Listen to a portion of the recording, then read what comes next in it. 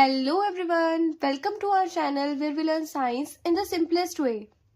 तो इस वीडियो में हम रिप्रोडक्शन इन एनिमल्स के सेकंड पार्ट को कवर करेंगे, जिसमें हम देखेंगे कि फीमेल रिप्रोडक्टिव सिस्टम क्या है, मेंस्ट्रुएशन क्या होती है और आईवीएफ क्या होता है। ठीक है, तो सबसे पहले देखो कि फीमेल रिप्रोडक्टिव सिस्टम क्या है।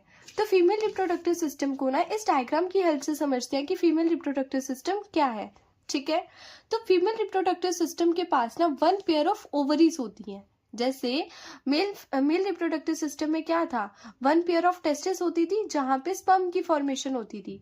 वैसे ही फीमेल रिप्रोडक्टिव सिस्टम में वन पेयर ऑफ ओवरी होती हैं जिसमें एग की फॉर्मेशन होती है। ठीक है, और हर मंथ क्या होता है, एक ओवरी में से एक जो एग होता है वो यहाँ से निकलता है और एक ओवरी में से एग निकल के वो जाता है फेलोपियन ट्यूब में। ठीक है, जो फेलोपियन ट्यूब होती है ना वो फर्टिलाइजेशन की साइट होती है।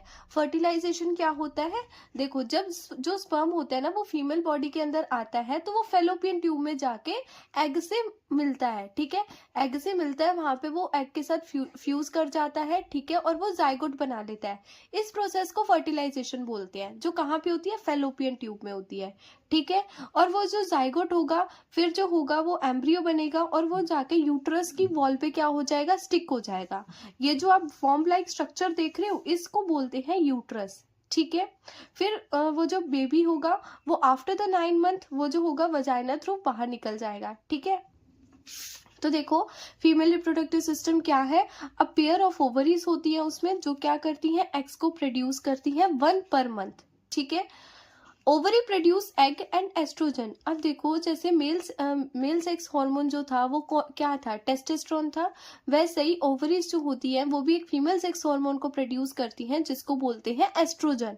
ठीक है, और इसके बाद यहाँ पे आता है ओविडक्ट। ओविडक्ट क्या होता है, ओविडक्ट का मतलब ये होती है फेलोपियन ट्यूब। ठीक है, ओविडक्ट को हम फेलोपियन ट्यूब भी बोलते हैं, जो ओवम को कैरी करती हैं और उसको यूट्रस तक लेके जाती हैं। ठीक है, और ओविडक्ट जो होता है ना वो फर्टिलाइजेशन की क्या होती है, साइट होती है, मतलब यहीं पे फर्टिलाइजेशन जो होती है। ठीक है, यूट्रस क्या होता है, साइट ऑफ बेबी डेवलपमेंट, मतलब जो बेबी होगा ना वो डेवलप जो होगा वो कहाँ पे होगा, यूट्रस के अंदर होगा। ठीक है, और ये एक फॉर्म लाइक स्ट्रक्चर होता है। वजाइना क्या होता है, एक vascular canal connecting the cervix to outside of the body, serving as the birth canal, जो एक बर्थ कैनाल की तरह एक्ट करती है और एक सेक्सुअल इंटरकोर्स के लिए हेल्पफुल होती है। ठीक है, उसके बाद आता है फर्टिलाइजेशन का प्रोसेस। अब देखो फर्टिलाइजेशन का प्रोसेस होता कैसे है, तो देखो मेल जो होता है वो स्पर्म प्रोड्यूस करता है एंड फीमेल जो होती है वो ओवम प्रोड्यूस करती है। ठीक है, और फेलोपियन ट्यूब में क्या होता है, इनकी फ्यूजन हो जाती है। फेलोपियन ट्यूब जो फीमेल बॉडी में फेलोपियन ट्यूब है ना वहां पे इनकी क्या हो जाती है, स्पर्म एंड ओवम की फ्यूजन हो जाती है। फ्यूजन का मतलब होता है स्पर्म और ओवम कंबाइन होके एक सिंगल सब्सटेंस बना लेते हैं।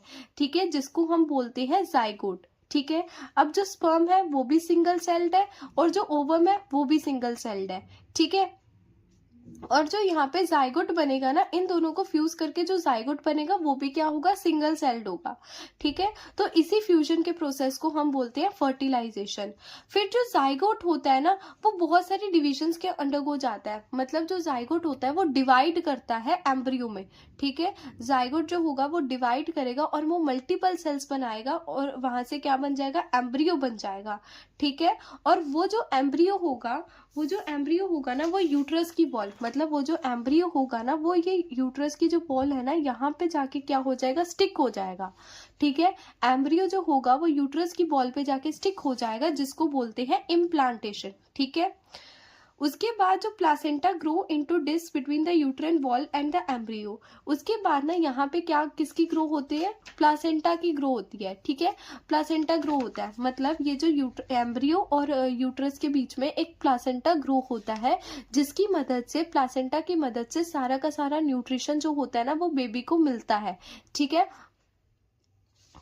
उसके बाद help to provide nutrition the body, ठीक है। प्लासेंटा जो होता है वो बेबी को न्यूट्रिशन जो होता है वो प्रोवाइड करता है, ठीक है, जिससे उसकी क्या होती है, डेवलपमेंट होती है, ठीक है। उसके बाद rhythmic muscular contraction causes child birth, उसके बाद बहुत सारी जो होती है वो कॉन्ट्रैक्शन होती है, ठीक है, जिसकी वजह से चाइल्ड बर्थ हो जाता है, ठीक है। अब देखो ये तो केस था जब एग जो हो गया वो फर्टिलाइज्ड हो गया, मतलब जब फीमेल बॉडी में जो स्पर्म होगा वो फ्यूज हो गया, ठीक है, ओवम के साथ। लेकिन अगर जो एग होगा वो फर्टिलाइज ही नहीं हुआ तो क्या होगा, अगर एग जो होगा वो फर्टिलाइज नहीं होगा तो मेंस्ट्रुएशन होगी, और इस मेंस्ट्रुएशन को हम स्टडी करेंगे reaching the age of adolescence के चैप्टर में, ठीक है। अब देखो कि आईवीएफ क्या होता है। आईवीएफ का मतलब होता है in vitro fertilisation. In vitro का मतलब क्या होता है, जो फर्टिलाइजेशन अब हम करा रहे हैं ना वो बॉडी के बाहर करवा रहे हैं, ठीक है। यहाँ पे क्या होता है, मेल की बॉडी से स्पर्म लिया जाता है एंड फीमेल की बॉडी से एग लिया जाता है, और उनको लैब की टेस्ट ट्यूब्स में क्या करवाया जाता है, फ्यूज करवाया जाता है और जाइगोट बनवाया जाता है, ठीक है।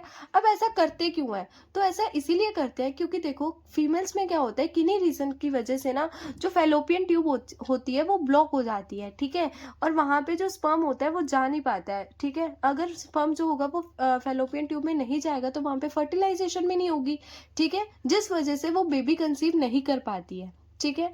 तो उस केसेस में, उन केसेस में क्या करा जाता है, आईवीएफ मेथड का यूज करा जाता है, ठीक है। तो it is a method in which sperm and egg are combined in a test tube. ये एक ऐसा मेथड है जहाँ पे स्पर्म एंड एग को कंबाइन करा जाता है टेस्ट ट्यूब के अंदर, ठीक है, और जाइगोट बना दिया जाता है। फिर वो जो जाइगोट होगा ना, जब वो एम्ब्रियो में चेंज हो जाएगा तो उसको मदर के यूट्रस में प्लेस कर देते हैं, ठीक है, उसको मदर के यूट्रस में प्लेस कर देते हैं। तो ये जो प्रोसेस होता है वो होता है आईवीएफ का, ठीक है, जहाँ पे जो फर्टिलाइजेशन हो रही है वो बॉडी के बाहर हो रही है, ठीक है। उसके बाद होते हैं ओविपोरस एनिमल।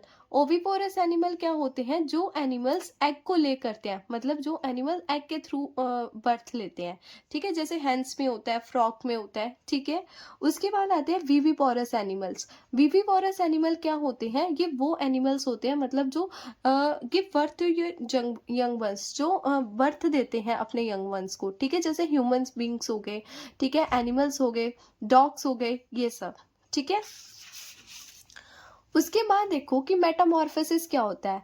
तो मेटामॉर्फोसिस जो होता है ना, ये एक लाइफ साइकिल होती है किसकी, फ्रॉग की, ठीक है। मेटामॉर्फोसिस जो होती है एक फ्रॉग की लाइफ साइकिल होती है, जिसमें जो एक फ्रॉग होता है वो एग से एक फ्रॉग बनता है, ठीक है। मतलब उसकी जो स्टेजेस होती है ना, उन स्टेजेस को ही हम बोलते हैं metamorphosis. The transformation of larva into adult through major physical changes, उसी को क्या बोलते हैं, मेटामॉर्फोसिस बोलते हैं, ठीक है। तो होता क्या है, सबसे पहले होता है हमारे पास एक फ्रॉग का एग होता है जो किस में डेवलप हो जाता है, जो अर्ली टैडपोल में डेवलप होता है। अर्ली टैडपोल जो होता है ना उसका कोई भी मतलब ना कोई उसके ऑर्गन्स प्रोड्यूस हुए होते हैं, ठीक है, कुछ भी प्रोड्यूस नहीं हुआ होता, वो बस जस्ट लाइक ऐसा दिखता है, ठीक है। अर्ली टैडपोल जिसको लार्वा बोलते हैं। फिर वो अर्ली टैडपोल जो होता है वो लेट टैडपोल में जाता है, और लेट टैडपोल से जो होता है एक एडल्ट फ्रॉग बन जाता है, ठीक है। इसी लाइफ साइकिल को, इसी फ्रॉग की लाइफ साइकिल को हम मेटामॉर्फोसिस बोलते हैं, ठीक है। तो ये इस चैप्टर का था लास्ट टॉपिक। इसी के साथ आपका जो चैप्टर होता है वो खत्म होता है, ठीक है।